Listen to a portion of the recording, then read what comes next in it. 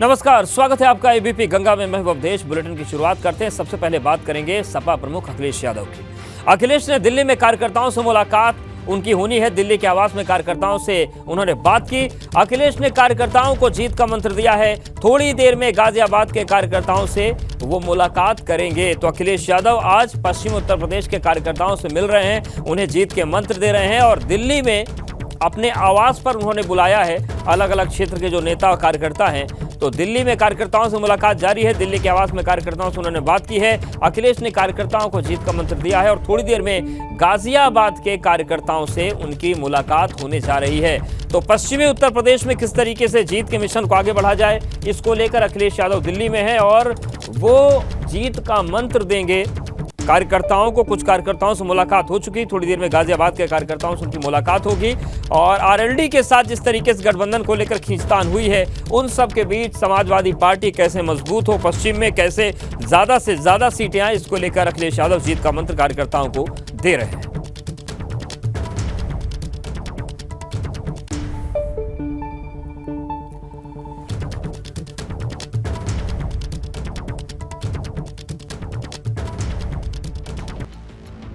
Samajwadi party के राष्ट्रीय अध्यक्ष अखिलेश यादव अपने आवास से निकल रहे हैं। आप तस्वीरें देख सकते हैं।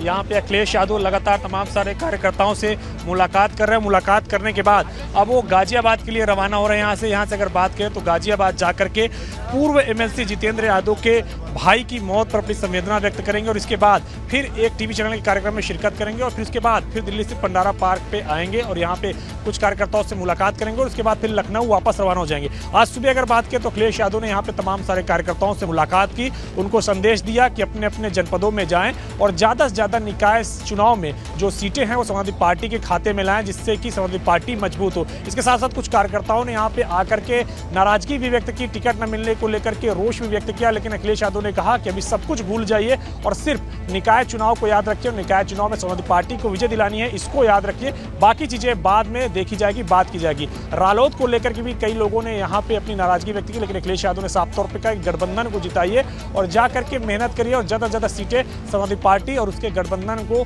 जिताइए, जिससे कि हम लोग मजबूत हो सके। और इसी के साथ समाजवादी पार्टी के तमाम सारे कार्यकर्ताओं से मुलाकात करने के बाद अखिलेश यादव अपने दिल्ली स्थित आवास से निकल गए हैं और यहाँ से सीधे वो गाजियाबाद जा रहे हैं, जहाँ पे पूर्व एमएलसी जितेंद्र यादव के घर जाएंगे और उनके भाई की मौत पर अपनी संवेदना व्यक्त करेंगे। कैप्टन रोहित के साथ अविनाश तिवारी, एबीपी गंगा, दिल्ली।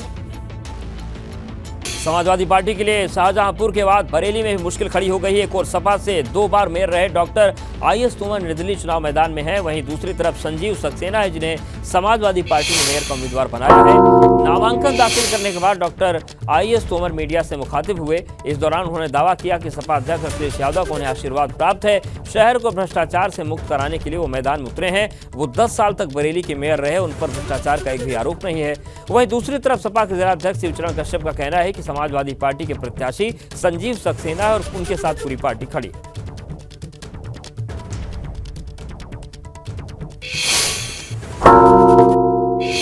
इस बरेली को भ्रष्टाचार के समंदर से बाहर निकालना और विकास के पथ पर आगे लेके जाना। अन्यथा मुझे कोई इंटरेस्ट नहीं था कि मैं आकर के फिर झाड़ू लगाऊं, लेकिन जो पिछले समय में हुआ कि पूरा भ्रष्टाचार में डूब गया। समाजवादी पार्टी के मेयर प्रत्याशी संजीव सक्सेना हमारे साथ में बात करने के लिए मौजूद है। आइए उनसे बात करते हैं। संजीव जी, किस तरीके की तैयारी है आपकी? तैयारी, टिकट मिल चुका है और नॉमिनेशन हो चुका है। आज जांच की प्रक्रिया ही पूरी हो गई है। लगातार हमारा चुनाव प्रचार चल रहा है और लगातार सभाएं हम लोग कर रहे हैं छोटी छोटी और आगे बढ़ रहे हैं लगातार। क्या समीकरण लेकर चल रहे हैं आप? अगर बरेली की बात की जाए तो किस तरीके के कायस्थ मतदाता हैं यहाँ पर, ब्राह्मण है? देखिए, लगभग 1,25,000 से ऊपर हमारा चित्रांश मतदाता है और 3 लाख के करीब हमारे मुस्लिम मतदाता हैं। 60,000 हमारे जो है लगभग यादव मतदाता हैं और बाकी कश्यप हैं और बरादरी के लोग हैं। बहुत अच्छा हमारा चल रहा है इस समय। तो देखा, संजीव सक्सेना जी का कहना है कि अखिलेश यादव जी का आशीर्वाद उनके साथ में है और ऐसे में जनता उनके साथ है। कैमरामैन पंकज शर्मा के साथ अनूप कुमार मिश्रा, एबीपी गंगा, बरेली। वही मेरठ निकाय चुनाव के लिए सपा की घेराबंदी चल रही है। सपा ने अपने पार्षद पद के उम्मीदवारों के साथ बैठक की। सपा ने अपने उम्मीदवारों और कार्यकर्ताओं को टास्क दिया है। पार्षद उम्मीदवारों को दिन रात लोगों के बीच रहने के निर्देश दिए हैं। मेरठ के महानगर अध्यक्ष आदिल चौधरी के आवास पर बैठक हुई और भाजपा के किस मुस्लिम प्रत्याशियों के खिलाफ सपा की रणनीति है। सपा की महापौर प्रत्याशी सीमा प्रधान के पति अतुल प्रधान भी इस बैठक में मौजूद रहे। मेरठ में महापौर सीट जीतने के लिए समाजवादी पार्टी पूरी ताकत झोंक रही है और मेयर के साथ साथ आप जानते हैं चूंकि मेरठ नगर निगम में 90 वार्ड हैं और उस 90 वार्ड में जिसके पार्षद सबसे ज्यादा होंगे बोर्ड उसी का ही उतना मजबूत होगा। और इस रणनीति पर भी समाजवादी पार्टी काम कर रही है। आप ये देखिए कि समाजवादी पार्टी के जितने दावेदार हैं, पार्षद पद के जितने दावेदार हैं, करीब 40 वार्डों के दावेदारों को यहां पर बुलाया गया है और समाजवादी पार्टी एक बड़ी रणनीति यहां पर बना रही है कि कैसे बीजेपी के विजय रथ को रोकना है और कैसे यहां पर साइकिल को इतनी स्पीड से दौड़ाना है कि वो नगर निगम तक पहुंच जाए। अब तक 3 बार बीएसपी मेरठ महापौर सीट का चुनाव जीत चुकी है, जबकि 2 बार बीजेपी जीती है। समाजवादी पार्टी का खाता नहीं खुला, लेकिन इस बार समाजवादी पार्टी पूरी ताकत से कोशिश कर रही है कि जो मिथक इस सीट पर चला आ रहा है उस मिथक को यहां पर तोड़ा जाए और एक मजबूत बोर्ड यहां पर बनाया जाए। समाजवादी पार्टी के जिलाध्यक्ष जयवीर सिंह साहब और महानगर अध्यक्ष आदिल चौधरी के आवास पर यह बैठक चल रही है और यहां जो पार्षद पद के दावेदार हैं उनको बुलाया गया है और यह बताया गया है कि किस तरीके से एक पूरी रणनीति, एक बड़ी रणनीति के तहत मैदान में डट जाइए, जुट जाइए और चाहे जैसे भी हो साइकिल की स्पीड बढ़ाकर साइकिल को जीत दिलाइए। एक एक करके नेताओं से मैं बातचीत करूंगा। जयवीर साहब, 1 मिनट आपसे लूंगा। आप ये बता दीजिए कि देखिए पूरी जोड़ तोड़ महापौर के लिए तो होता है, लेकिन कहते हैं कि जब तक पार्षद ज्यादा नहीं होंगे तो बोर्ड में दिक्कतें आती हैं, तमाम प्रस्ताव पास होते हैं, कार्यकारिणी का चुनाव भी होता है, उपाध्यक्ष भी चुना जाता है, तमाम चीजें रहती हैं। तो देख रहे हैं कि वाकई इस बार समाजवादी पार्टी की रणनीति कुछ बदली हुई नजर आ रही है। कि समाजवादी पार्टी माननीय राष्ट्रीय अध्यक्ष अखिलेश यादव जी के नेतृत्व में यहाँ पर काम कर रही है और निश्चित रूप से इस बार मेरठ का इतिहास बदलने जा रहा है। हमारे पार्षद 2/3 जीत करके इस बार पहली बार जो है नगर निगम में पहुँचने जा रहे हैं और ये इतिहास बदलेंगे। और ऐसा ही नहीं है कि पार्षद जीतेंगे, जब हमारे पार्षद जीतेंगे तो हमारी जो महापौर प्रत्याशी सीमा प्रधान जी वो भारी बहुमत से इस बार चुनाव जीतने का काम कर रही है। आदिल चौधरी साहब से भी बात कर लेते हैं। चौधरी साहब, क्या बात है, बड़ी जिम्मेदारी सबको दी गई है, एक टास्क दिया गया है कि जो अब तक मिथक चला रहा है कि साइकिल कभी नगर निगम का चुनाव यहाँ पर मेयर नहीं जिता पाएगी, क्या इस बार उस मिथक को तोड़ पाएंगे? देखो, अब के समाजवादी पार्टी रिकॉर्ड तोड़ वोटों से जीतेगी और मैं जैसा अध्यक्ष जी ने कहा कि 2/3 से हम जीतेंगे, तो ये हकीकत है। आप देखो कि जिस तरीके से एक लहर है, क्योंकि आपके अतुल प्रधान जी की वाइफ जो है सीमा प्रधान पहले भी जिला पंचायत अध्यक्ष रह गई हैं, तो वही बहुत मेहनत कर रही हैं और हमें पूरा यकीन है कि एक तरफा हमारा चुनाव रहेगा और भाजपा पूरी तरीके से बौखला रही है। समाजवादी पार्टी के नेताओं की बात हो या कार्यकर्ताओं की बात हो, सभी का जोश हाई है, लेकिन ये हाई जोश क्या समाजवादी पार्टी को महापौर सीट पर जीत दर्ज करा पाएगा, ये अपने आप में देखने वाली बात होगी। वीडियो जर्नलिस्ट सत्येंद्र सिंह के साथ सनुज शर्मा, एबीपी गंगा, मेरठ। और बड़ी खबर कानपुर से है, जहां पर भाजपा की मेयर प्रत्याशी प्रमिला पांडे के बेटे का ऑडियो वायरल हो रहा है। प्रमिला पांडे के बेटे अनुराग पांडे का ऑडियो वायरल हो रहा है। भाजपा नेता अमन शुक्ला को धमकाते हुए ये ऑडियो वायरल हुआ है। प्रमिला पांडे का टिकट फाइनल होने पर अमन ने बधाई दी थी। सोशल मीडिया पर अमन शुक्ला ने पोस्ट किया था। अनुराग ने अमन शुक्ला को बधाई संदेश बदलने के लिए फोन किया था। प्रमिला पांडे शब्द हटाकर अम्मा को बधाई लिखने को कहा। एबीपी गंगा हालांकि इस ऑडियो की पुष्टि नहीं करता है, लेकिन ये ऑडियो वायरल हो रहा है। भाजयुमो का क्षेत्रीय पदाधिकारी रहा है अमन शुक्ला। अमन शुक्ला ने फेसबुक पर यह पूरा मामला शेयर किया है। हेलो उसको लिख दो कि अम्मा लिख दो, मेयर प्रमिला पांडे चाहे अम्मा लिख दो, हमें अच्छा लगेगा। यही तो समस्या है, संशय यहाँ जहाँ अपने लोगों के बीच में होता ना भैया, हम उसको डिलीट करे दे रहे हैं मेरे भाई। वो तुम्हारी इच्छा, तुम डिलीट मार दो, मत लड़ाओ, ये हम नहीं कह रहे थे। नहीं, बात लड़ाने के नहीं भैया, अनुराग भैया फालतू बात कर रहे हो। मैंने तुमसे क्या अम्मा लिख दो, हमने अम्मा लिखने यार हमने तो अम्मा माना, सुनो हमने अम्मा माना, भगा दिए गए वहाँ से भैया। कौन भगा दिया तुमको? अरे यार वहाँ अम्मा मानने के बाद यार हमसे लोगों तुम्हारे लिए खड़ी रही, तुम हर जगह जहाँ बोल वो तुम्हारे लिए। अरे यार अम्मा खड़ी रही थी यार, हमारी नेता थी, नेता तो कार्यकर्ता के लिए खड़ा रहे, कोई नई बात है क्या भैया? भी खड़ी रहेंगी, अभी फालतू बात करने समय हमारा कहना अम्मा लिखो बस। अरे आप हमारे भाई हो, लेकिन ये बात आपको नहीं कहनी चाहिए भैया। क्या हमने गलत कहा बताओ? अरे यार फिर वही चीज, हमारे लिए भैया बहुत षड्यंत्र बचा है, बहुत कुछ कहा है। अम्मा हमसे नाराज हो गए, कहीं तुमने अरे हमसे बताया नहीं था, हमें फोटो तुमने नहीं की। अरे मेरी बात सुनो, तुम एक काम करो, तुम कल फिर किसी लड़ जाओ, फिर कल मारे जाओ, फिर तो अम्मा ना है तो कहो। अरे हम क्यों मारे जाए, मेरे दुश्मन कोई क्या बात करते हो यार अनुराग पांडे यार। तो देखिए ये ऑडियो वायरल हो रहा, हालांकि एबीपी गंगा इस ऑडियो की पुष्टि नहीं करता है। कानपुर का रुख कर लेते हैं, रतीश हमारे साथ बने हुए हैं। रतीश, ये पूरा मामला क्या है? प्रमिला पांडे अगर लिख दिया तो अम्मा लिखने का दबाव क्यों? ये कौन है जो व्यक्ति जिनको ये कहा जा रहा है कि अपना संबोधन बदल दो? देखिए, भारतीय जनता पार्टी में भितरघात चल रही है। ये कहा जा सकता है कि मेयर की सीट को लेकर के बड़ा रोमांच रहा। 24 घंटे पहले ये बदल दिया गया, जो भारतीय जनता पार्टी के प्रत्याशी हैं प्रमिला पांडे को बना दिया गया। ये ऐसा माना जा रहा था 24 घंटे पहले, घोषणा से पहले, कि नीतू सिंह भारतीय जनता पार्टी की महापौर प्रत्याशी होंगी। लेकिन जब ये बदलाव हुआ तो उसके बाद बधाइयों का दौर शुरू हुआ। सोशल मीडिया पे आज तमाम पार्टीज़ मौजूद हैं और उनके सोशल मीडिया हैंडल्स भी हैं। पर्सनल लेवल पे भी लोग बधाइयाँ देते हैं। अमन शुक्ला भारतीय जनता युवा मोर्चा के क्षेत्रीय पदाधिकारी रहे हैं और उन्होंने भी प्रमिला पांडे को बधाई दी। लेकिन उसमें ये लिखा गया कि प्रमिला पांडे को भारतीय जनता पार्टी की महापौर पद की प्रत्याशी बनाए जाने की बधाई दी जाती है। लेकिन ये जो ऑडियो जिसकी पुष्टि एबीपी गंगा नहीं कर रहा है, वो ऐसा बताता है कि प्रमिला पांडे के घर से किसी व्यक्ति ने अमन शुक्ला को फ़ोन किया और उसके बाद ऐसा कहा गया कि प्रमिला पांडे की जगह अम्मा को लिखा जाए। प्रमिला पांडे पूरे शहर में अम्मा के नाम से जानी जाती हैं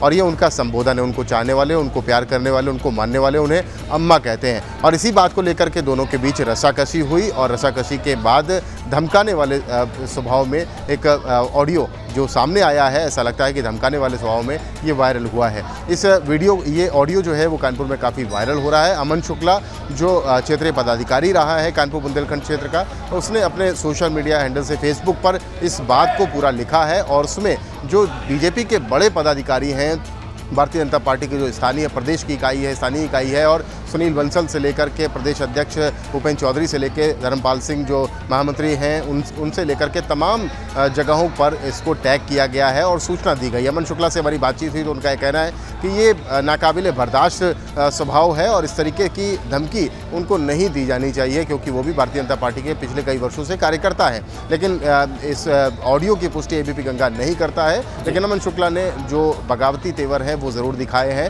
भारतीय जनता पार्टी में अगर बड़े बिल्कुल, ये अच्छे संकेत तो नहीं है चुनाव के ऐन मौके पर। शुक्रिया रतीश आपका जानकारी और अपडेट्स को देने के लिए। कांग्रेस की राष्ट्रीय महासचिव प्रियंका गांधी का केंद्र सरकार पर हमला हुआ है। खिलाड़ियों की शिकायत को कोई नहीं सुन रहा है, प्रियंका गांधी ने कहा। उन्होंने कहा कि क्या सरकार दोषियों को बचाना चाहती है? किसका दबाव है दिल्ली पुलिस पर? यह सवाल भी उन्होंने पूछा है और उन्होंने पूछा है कि खिलाड़ियों की गुहार अनसुनी कर दी जाती है। तो कांग्रेस की राष्ट्रीय महासचिव प्रियंका गांधी ने ट्वीट किया है और ट्वीट करके लिखा, खिलाड़ी देश का मान होते हैं, देश उन पर गर्व क्यों करता है? क्योंकि तमाम मुश्किलों के बावजूद अथक मेहनत और बहुत कुछ सहकर वो पदक जीतते हैं, तब उनकी जीत में हमारी जीत होती है, देश मुस्कुरा उठता है। तो देखिए ये ट्वीट आया है, खिलाड़ी देश का मान होते हैं, देश उन पर गर्व क्यों करता है?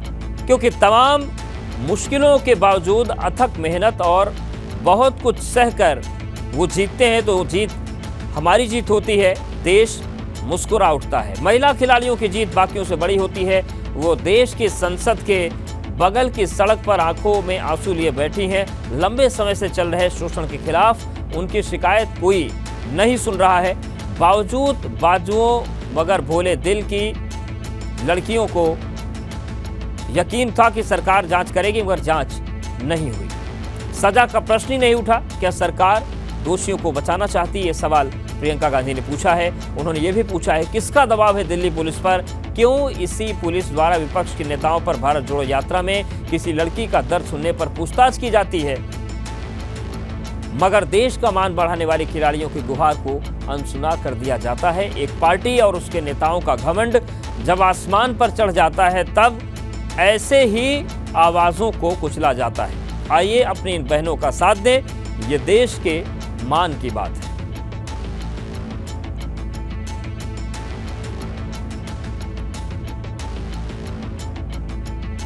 तो प्रियंका गांधी वाड्रा ने ये ट्वीट किया है। और इस बीच एक बड़ी खबर आ रही है। अतीक अशरफ की पुलिस हिरासत में हत्या के मामले में यूपी सरकार अतीक अहमद हत्याकांड मामले में सुप्रीम कोर्ट पहुंची है। उत्तर प्रदेश सरकार ने सुप्रीम कोर्ट में कैविएट दाखिल की। यूपी सरकार ने कहा कि उसका पक्ष सुने बिना मामले में कोर्ट कोई आदेश जारी न करे। सुप्रीम कोर्ट में दाखिल याचिका में अतीक अशरफ हत्याकांड की सुप्रीम कोर्ट के रिटायर्ड जज की निगरानी में जांच कराने की मांग की गई है। सुप्रीम कोर्ट मामले में 28 अप्रैल को सुनवाई करेगा। अविनाश हमारे साथ जुड़ गए हैं। अविनाश, क्या है ये पूरा मामला और क्या कह रही है सुप्रीम कोर्ट में यूपी सरकार? देखिए अवेश, अगर बात करें जिस तरीके से सुप्रीम कोर्ट में वकील विशाल तिवारी ने याचिका दायर की थी और उसमें अतीक और अशरफ की पुलिस कस्टडी में हुई हत्या की जांच की मांग रिटायर्ड सुप्रीम कोर्ट के जज के द्वारा कराने की गई थी। और इसके साथ साथ उत्तर प्रदेश में जो अब तक एनकाउंटर हुए हैं जिसमें 183 लोग मारे गए हैं उसकी भी जांच कराने की मांग की गई थी। जिसके बाद सुप्रीम कोर्ट ने आज इस मैटर को लिस्ट कर लिया है।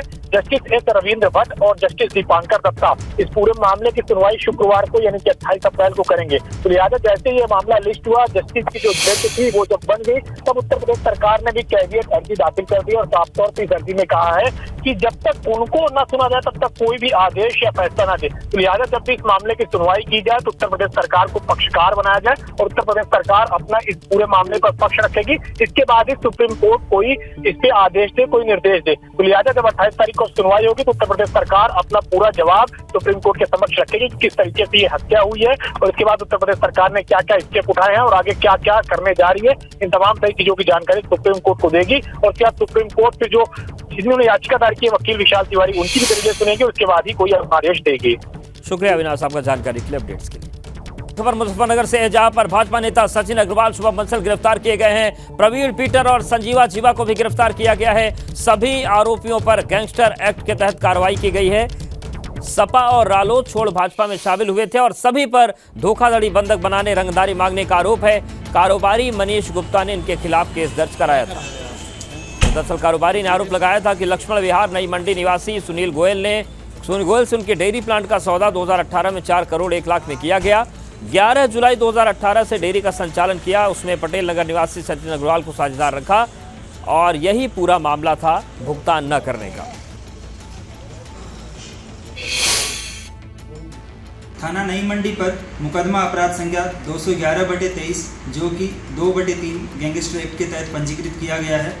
इसमें कुल 9 नामजद अभियुक्त हैं। इनमें से एक अभियुक्त संजीव माहेश्वरी और संजीव जीवा जेल में निरुद्ध है। आज थाना नई मंडी पुलिस ने कार्रवाई करते हुए 4 अभियुक्तों को गिरफ्तार किया है।